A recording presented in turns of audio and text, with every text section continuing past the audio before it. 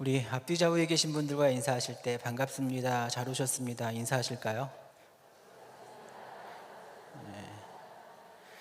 네, 오늘 설교를 시작하면서 기분이 조금 오묘합니다. 왜냐하면 기분이 좋기도 하고 조금 안 좋기도 하고 그래요. 원래 1부 예배는 제가 설교를 하고 2부, 3부는 오늘 은사회복 말씀 축제 강사님이 하시잖아요. 뭐 당연히 그래야 되는 거 알아서 1부 예배 때 많이 안 나오시고 2부, 3부에 많이 오시겠구나 생각하니까 기분이 괜찮긴 한데, 또 한편으로는 설교자의 그 욕심 있잖아요. 내가 설교하는 예배에 사람이 좀 더 많으면 좋겠는데 하는 그런 마음이요. 근데 또 이렇게 입장을 바꿔서 생각해 보니까 여러분도 좀 비슷한 느낌일 것 같아요.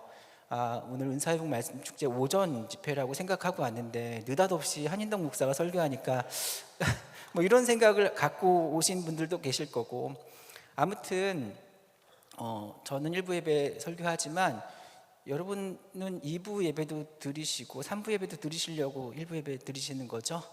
네, 혹시나 뭐 시간이 안 되시는 분들은 오늘 저녁 예배, 저녁 집회가 마지막 집회입니다. 꼭 참석하셔서 하나님 예비하신 은혜 모두 경험하시기를 소원합니다.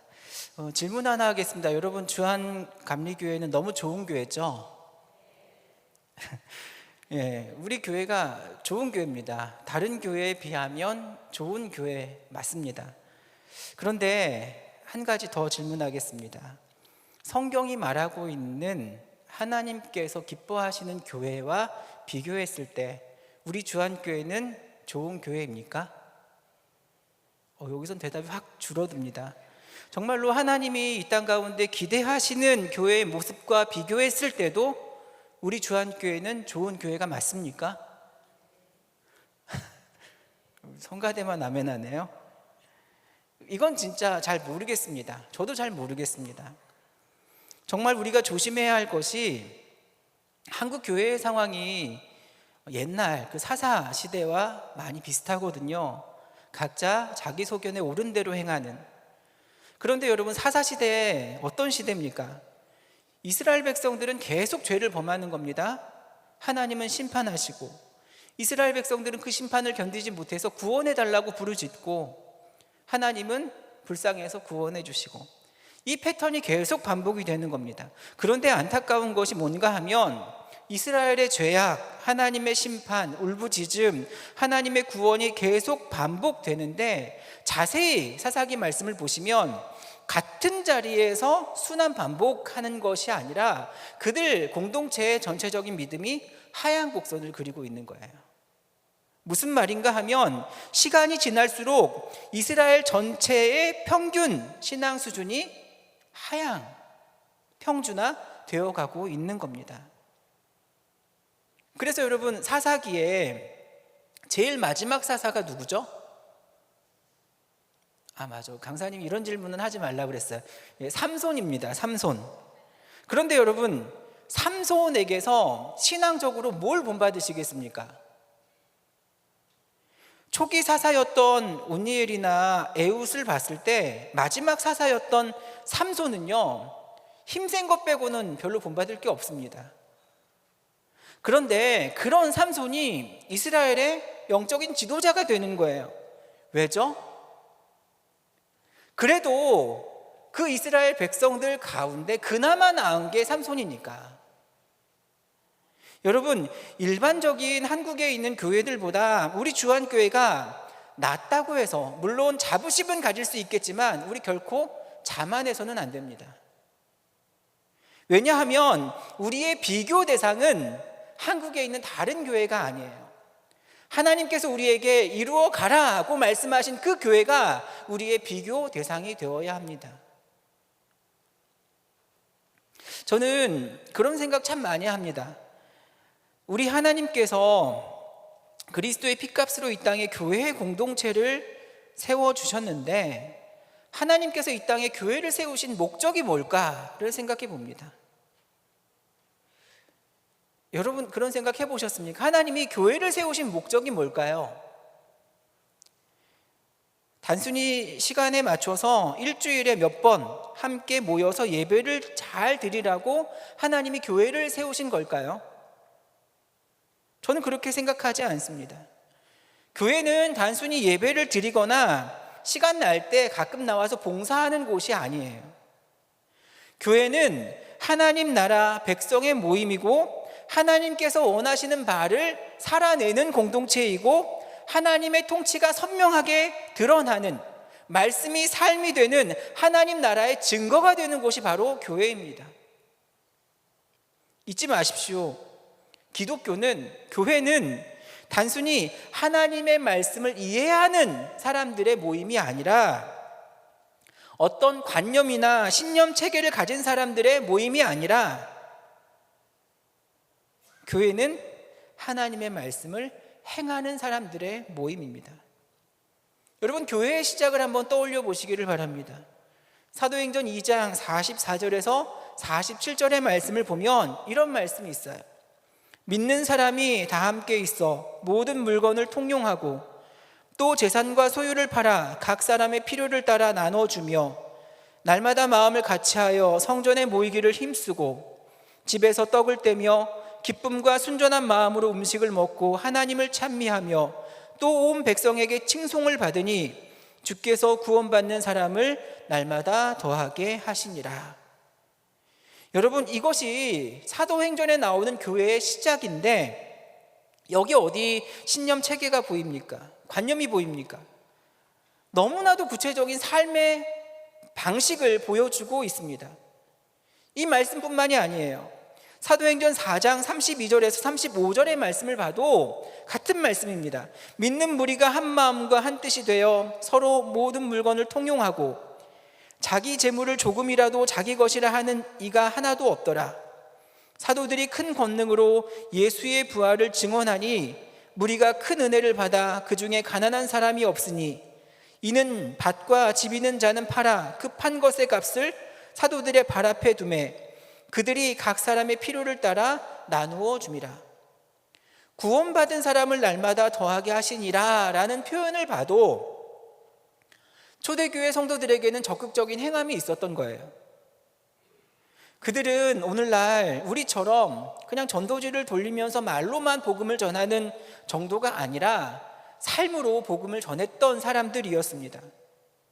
그저 기독교라는 집단이 신념 체계로 뭉쳐진 집단이 아니라 새로운 삶의 방식을 나누는 공동체로 사람들에게 보이고 사람들로부터 그 모습을 인정받다 보니까 자연스럽게 사람들이 그 공동체 안으로 들어오는 겁니다. 이런 점에서 오늘날 교회가 세상으로부터 받게 되는 평가는 교회의 본질로부터 조금 멀어져 있는 것 같아요. 누군가 여러분들에게 정말 너희들이 믿는 하나님이 살아계시냐라고 질문을 한다면 여러분 어떻게 대답하시겠습니까? 정말 내 삶을 보고도 모르시겠습니까? 하나님이 살아계심을? 우리가 이렇게 변화된 것을 보고도 하나님을 믿지 못하시겠습니까? 라고 여러분 그렇게 말씀하실 수 있으세요? 저는 우리 주한교회가 세상을 향해서 이것을 당당히 외칠 수 있어야 한다고 생각을 합니다. 다시 질문하겠습니다. 여러분 모두는 세상을 향해서 당당하게 하나님의 살아계심을 증거하고 계십니까? 우리의 현실은 많이 약합니다. 우리뿐만이 아닙니다. 대한민국에 있는 모든 교회가 마찬가지일 겁니다. 이론과 가르치는 것은 많아서 지식은 넘치는데 새로운 삶의 방식으로서의 교회의 모습은 좀처럼 찾아보기가 힘듭니다. 교회 주차장에서 보는 성도나 마트 주차장에서 보는 사람들의 모습이 별로 차이가 나지 않습니다. 식당에서 밥 빨리 먹겠다고 줄 서면서 싸우는 모습도 세상과 교회가 별로 다르지 않습니다. 무슨 의미일까요? 삶의 방식으로서 우리의 믿음이 잘 표출이 되지 않는다는 그런 말입니다. 예수님이 이 땅에 말씀을 어떻게 전하셨습니까? 딱딱하게 이렇게 강론을 하기도 하셨지만 주로 예수님이 사용하신 방법은 직접 삶의 방식으로 보여주는 것이었어요. 마태복음 11장에 보면 예수님보다 앞서서 천국이 가까이 올 것을 전파하면서 예수님의 길을 예비했던 세례 요한이 예수님에 대해서 잠깐 의심을 갖고 자기 제자들을 예수님께 보내는 장면이 나옵니다. 마태복음 11장 2절에서 3절에 나오는 말씀인데요, 우리 같이 한번 읽어볼까요? 시작. 그리스도께서 하신 일을 듣고 제자들을 보내어 예수께 여짜오되 오실 그 이가 당신이오니이까 우리가 다른 일을 기다리오리이까.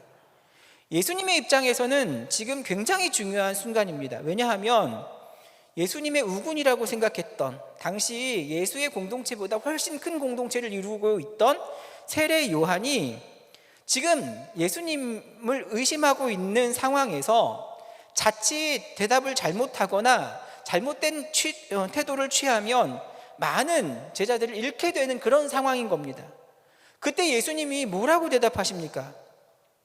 4절에서 5절 말씀입니다. 같이 읽겠습니다. 시작. 예수께서 대답하여 이르시되 너희가 가서 듣고 보는 것을 요한에게 알리되 맹인이 보며 못 걷는 사람이 걸으며 나병 환자가 깨끗함을 받으며 못 듣는 자가 들으며 죽은 자가 살아나며 가난한 자에게 복음이 전파된다 하라.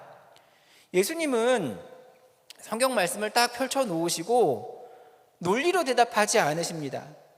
신념 체계가 아니라 실제적인 삶의 변화를 일으키는 생생한 삶의 모습으로 대답을 대신하세요.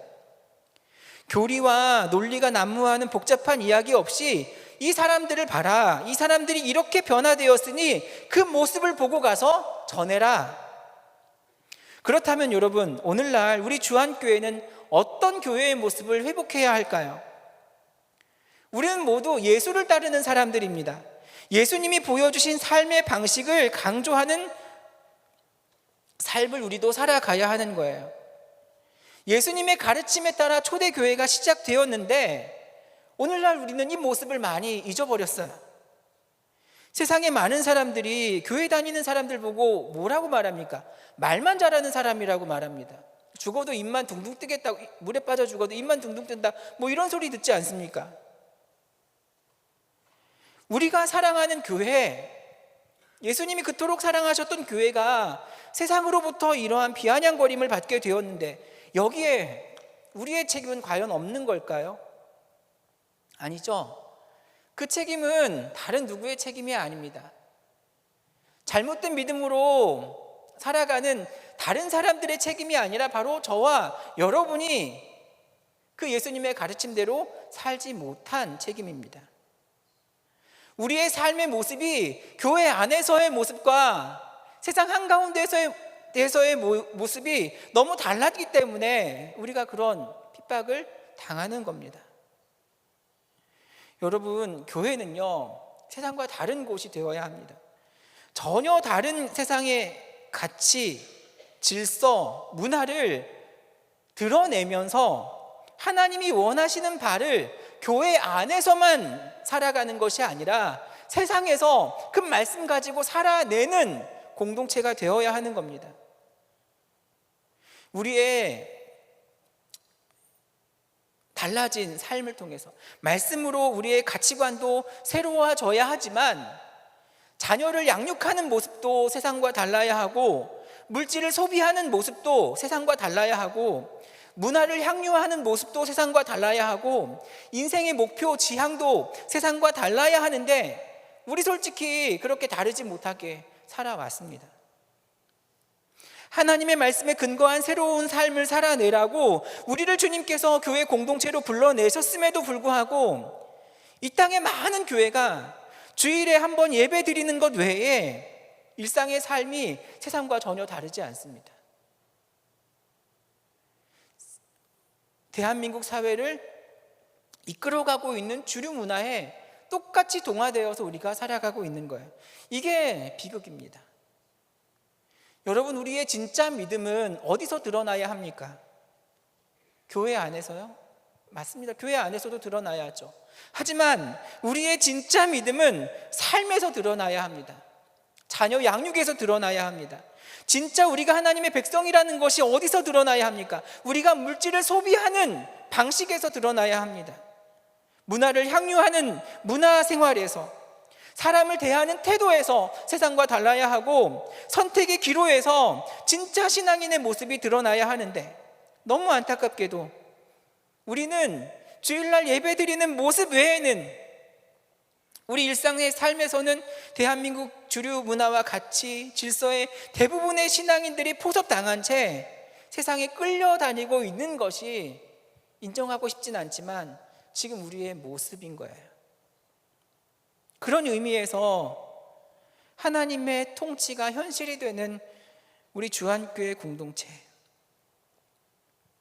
그나마 하나님의 뜻 가운데 온전한 삶을 살아내기 위해서 결단하고 다짐한 교회들이 정말 꿈꾸었던, 하나님이 정말로 이 땅 가운데 두시면서 바라셨던 그 교회를 우리가 이루어 가야 하지 않을까요?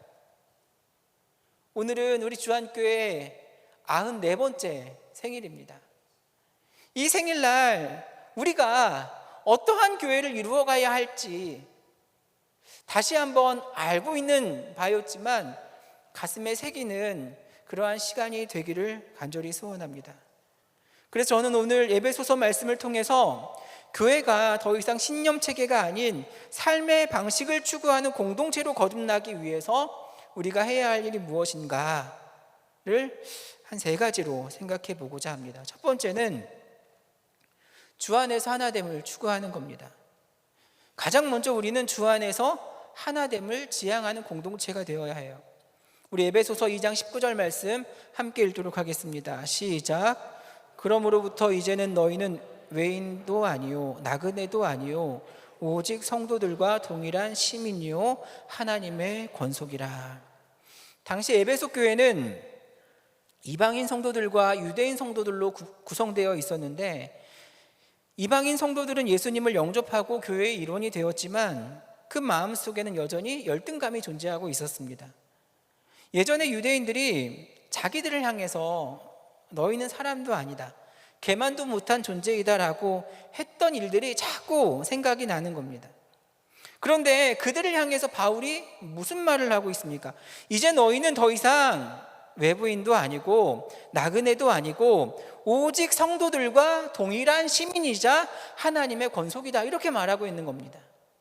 다시 말해서 이미 너희는 하나님의 거룩한 공동체가 되었으니 모든 영적인 권리가 너희에게도 동일하게 주어졌다, 부여되었다, 이 말을 하고 있는 거예요. 그렇다면 이렇게 선포된 메시지를 교회 공동체 안에서 실제적으로 구현해내야 하는 사람들이 누구입니까? 누구에게 책임이 있는 겁니까? 그것은 당시 기득권을 가지고 있었던 유대 그리스도인들이었습니다. 이미 이방인들에게 놀라운 특권이 부여되었다고 선언했는데 여전히 그들은 이방인들을 무시하고 비판하고 손가락질한다면 그것은 삶의 방식으로서의 변화가 일어나지 않았다는 증거예요. 이 말씀을 우리 교회에 적용해 볼까요? 여러분이 생각하기에 한번 진실하게 우리 교회의 모습을 뒤돌아볼 수 있었으면 좋겠어요. 우리 주한교회는 이방인도 없고 나그네도 없고 객도 없이 모두 가족 공동체로서의 특권을 동일하게 누리는 공동체입니까? 그렇습니까? 여러분, 오늘날 교회 안에 누구라도 우월 의식을 가지고 있다면, 내가 저들보다 낫다라고 생각하는 그런 생각들을 가지고 있다면 우리는 유대 그리스도인들과 다르지 않을 거예요. 교회 안에는 소외되는 사람이 있어서는 안 됩니다. 교회 안에서는 낮게 취급받는 사람이 있어서는 안 됩니다. 교회 안에서는 아무리 약한 자라 할지라도, 병자라 할지라도 세상의 흠과 때를 그대로 묻히고 들어온, 세상에서는 부정하다고 더럽다고 취급받는 사람이라 할지라도 교회 안에서는 존귀한 자로 사랑받을 자격이 있는 겁니다. 여기에 함께 예배드리는 우리는 거의 대부분 오랜 시간 동안 우리 주한교회에서 함께 신앙생활하고 봉사하던 분들입니다. 하는 분들입니다. 아마 여러분의 헌신과 기도와 봉사가 없었다면 주한교회가 과연 여기까지 올 수 있었을까 하는 생각을 해봅니다. 그런데 시간이 지나고 우리 교회에 성도들의 수가 점점 늘어가고 새로운 얼굴들이 교회에 등록하면서 그분들이 우리 주한교회 안에 잘 자리 잡고 정착할 수 있도록 그들을 우리가 잘 돕고 있는가? 물론 지금도 우리가 잘하고 있지만 혹여 한 사람이라도 그런 대접받지 못하고 상처받고 교회를 떠나는 사람이 있다면 우리 그 한 사람이라도 놓치지 말아야죠. 우리 교회가 온전히 하나 되기 위해서는 가진 자가 없는 자 편에 서서 힘을 가진 사람이 힘이 없는 사람을 도와가면서 양보하면서 내 기득권을 내려놓으면서 삶으로 그 사랑을 예수님의 말씀을 행하는 우리가 되어야죠. 이건 물론 쉽지 않습니다. 어려운 일입니다. 하지만 치열하게 몸부림쳐야 하는 것이 바로 예수 닮은 삶을 살아가기 위한 유일한 방법이 됩니다. 그런 마음으로 우리가 살아갈 수 있다면 에베소서 2장 13절의 말씀처럼 이제는 전에 멀리 있던 너희가 그리스도 예수의 피로 가까워졌느니라 라는 말씀처럼 진정한 하나됨을 이룰 수 있다고 생각합니다. 두 번째로 우리 교회는 예수 중심의 공동체로 나아가야 합니다. 예수님은 우리 교회의 기초가 되시는 분이에요. 우리 에베소서 2장 20절 말씀을 함께 읽도록 하겠습니다. 시작.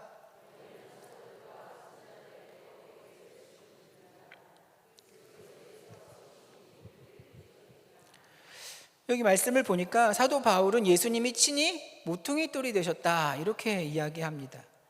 모퉁이돌이란 예수님 당시에 건축물의 모든 하중을 받고 있는 돌이기도 하고 건물 외곽과 벽면을 이어주는 가교 역할을 하는 것이 바로 모퉁이돌입니다. 이게 무슨 의미일까요? 교회는 정교한 교리나 설교 잘하는 목사의 열정이나 성도들의 열심히 지탱해주는 공동체가 아니라 모든 하중을 다 받아야 하는 모퉁이돌 되시는 예수 그리스도의 희생으로 유지되는 공동체다라는 말입니다. 교회는 예수님이 중심에 계신 공동체입니다. 그러면 우리가 어떻게 진정한 하나됨을 이룰 수 있을까요? 아무리 사랑하는 척을 하고 살아도 내 마음속에는 미워하는 마음이 여전히 존재합니다. 나와 마음이 같지 않고 생각이 같지 않은 사람을 용납하는 일이 쉽지가 않습니다. 하나됨이라는 것은 우리의 의욕으로 실력으로 이룰 수 있는 것이 아니라 그리스도 예수 안에서 그리스도의 피로 가능한 것입니다. 에베소서 2장 13절 말씀을 보시면 이제는 전에 멀리 있던 너희가 그리스도 예수 안에서 그리스도의 피로 가까워졌느니라. 성도들끼리 함께 모여 기도한다고, 그리고 마음 맞는 사람들끼리 모여서 운동한다고, 거창한 체육대회나 등반대회를 한다고 해서 우리가 하나 될 수 있는 것이 아니라 우리 교회 안에 예수 그리스도의 보혈이 자리 잡고 있을 때 비로소 우리는 하나가 될 수 있다는 거예요. 에베소 교회가 이방인 성도들과 유대인 성도들이 모여서 한 공동체를 이루었던 것처럼 우리 주한교회도 각자 다른 환경 가운데 살아왔던 다른 사람들이 모인 공동체입니다. 나이도 다르죠. 성격도 다르고 생김도 다르고 관심사도 다르고 생활 환경도 다르고 얼마나 다양한 사람들이 여기 안에 모여 있는지 모릅니다. 하지만 이처럼 다른 우리들이 하나가 될 수 있는 방법이 있는데, 그것은 우리를 하나로 묶어주는 것이 정치도 아니고 이념도 아니고 경제 논리도 아니고 오직 우리는 예수 그리스도라고 하는 공통 분모 때문에 함께 모여 있는 겁니다.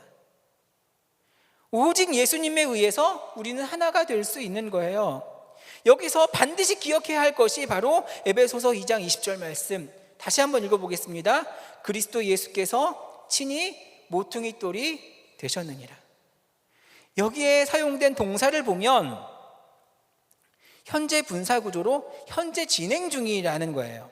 그러니까 뭘 의미하는 건가 하면 예수님이 지금도 모퉁이 돌이시고 앞으로도 모퉁이 돌이 되어 주실 거다, 그 말이에요. 바울 시대에만 예수님이 교회의 모퉁이 돌이셨던 것이 아니라 지금 이 시대에도, 그리고 앞으로도 영원히 예수님은 교회의 모퉁이 돌이 되신다는 말입니다.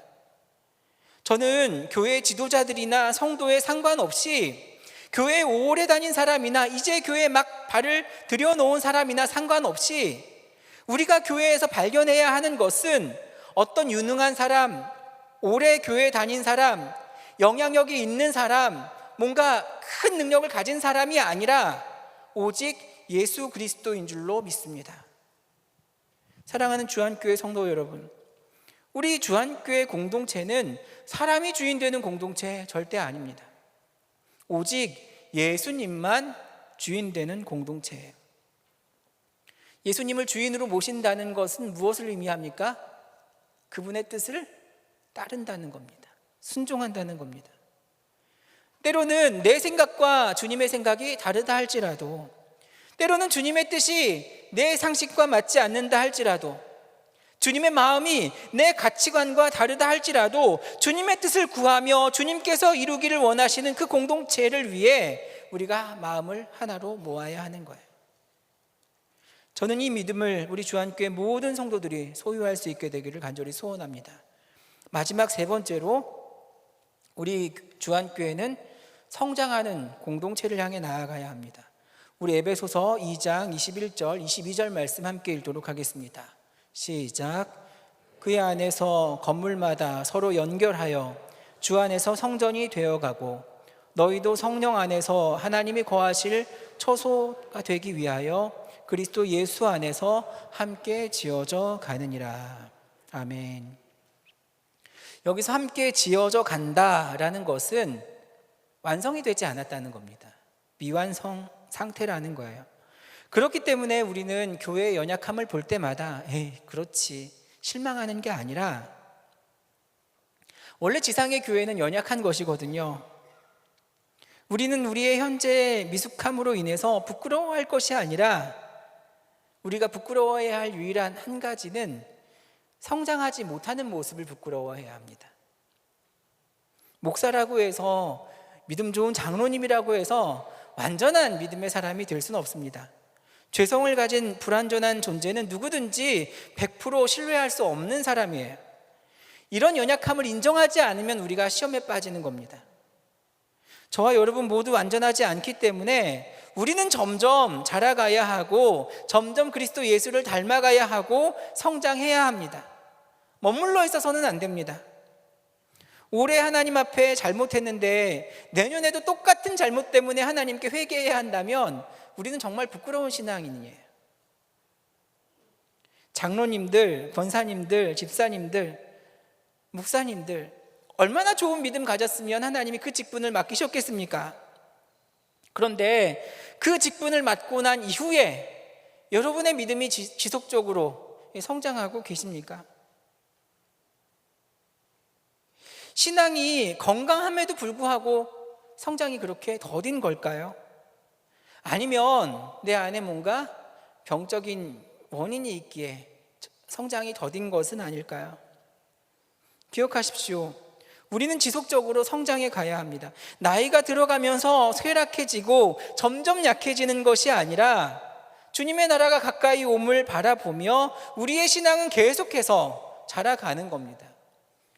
우리 주한교회가 94년이 됐다, 94살이 됐다 그러면 이제 할아버지가 됐다 이렇게 생각하는데 아닙니다. 우리는 계속 자라가는 겁니다. 그리스도의 장성한 분량에 이르기까지 서로를 용납해주고 기다려주고 눈물을 닦아주며 함께 성장하는 공동체가 우리 주한교회입니다. 21절의 말씀처럼 건물 전체가 함께 연결되어서 거룩한 성전으로 자라가야 하지만, 또 22절에 기록된 것처럼 구성원인 성도 한 사람 한 사람이 서로 성장하는 거예요. 저는 우리 주한교회가 이런 공동체가 되기를 간절히 소원합니다. 이방인처럼 초라한 사람이나 나그네처럼 기댈 곳이 없는 사람이나 실패하고 낙심하여서 다시 일어설 힘이 없는 연약한 지체들이 이 교회를 찾아올 때 살아계신 하나님이 위로해 주심을 친히 경험하고, 육으로 볼 때에는 교회의 신앙의 선배들이 따뜻한 마음으로 위로해주고 보듬어주고 함께 자라가는 그런 공동체, 제가 꿈꾸고 기대하는 주한교회의 모습입니다. 우리는 세상 사람들을 향해서 이론과 교리로, 뭔가 우리의 지적인 능력으로 그들을 설득할 수 없습니다. 유일한 방법은 우리가 받았던 은혜를 가지고 그들의 삶에 다가가는 겁니다.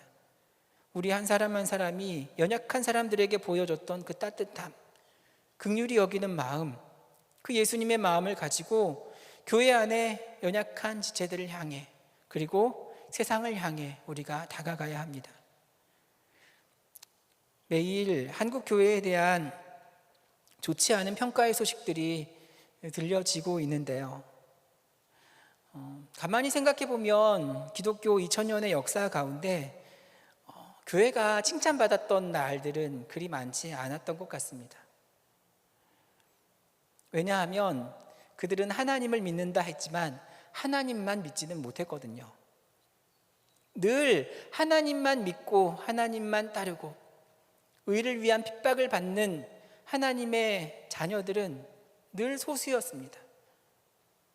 그러나 그 소수임에도 불구하고 우리가 기억해야 할 마음은 뭡니까? 하나님께서 우리를 외로이 홀로 두지 않으시고 교회 안에서 믿음의 동지를 만나게 하시고, 여러분 옆에 있는 분들을 보십시오. 아름다운 만남을 그들과 이루어 가게 하시고, 우리를 집어삼키려고 하는 세상의 권세 앞에서 예수의 공동체를 이루어 치열하게 싸워가게 하시고, 약해 보이지만, 초라해 보이지만 조금씩 성장해가는 공동체, 우리 주한교회. 예수님이 살아계시다면 예수 그리스도께서 이 땅을 향해 선포하실 그 말씀을 당당하게 대신하여 선포하는 우리 주한교회, 예수님이 살아계시다면 친히 이 땅 가운데 행하실 그 사역을 주님의 손과 발이 되어서 힘있게 감당할 수 있는 우리 주한교회 공동체, 그 하나님이 꿈꾸시는 아름다운 공동체를 우리 모두 함께 이루어갈 수 있게 되기를 간절히 소원합니다. 사랑하는 주한교회 성도 여러분, 늘 정직하십시오. 진실하십시오. 하나님의 말씀대로 순종하며 살아가십시오. 믿음의 본이 되어 하나님의 일에 쓰임받는 우리 주한교회 모두가 되기를 주님의 이름으로 간절히 축원합니다. 기도하겠습니다. 하나님, 우리 모두 하나님의 뜻대로 살아가기를 간절히 소원합니다. 주님께서 이 땅 가운데 94년 전에 하나님의 마음을 품고 하나님의 뜻을 이 땅에 펼쳐갈 아름다운 공동체, 우리 주한교회를 세우셨습니다. 주님의 뜻이 이 땅 가운데 행하여지는 귀한 일에 쓰임받는 우리 교회 되게 하여 주옵소서. 이 땅에 많은 사람들이 듣지 못한 채 죽어가고 있는 그리스도의 복음을 담대히 선포하는 우리 공동체, 우리 주한교회 되게 하여 주옵소서.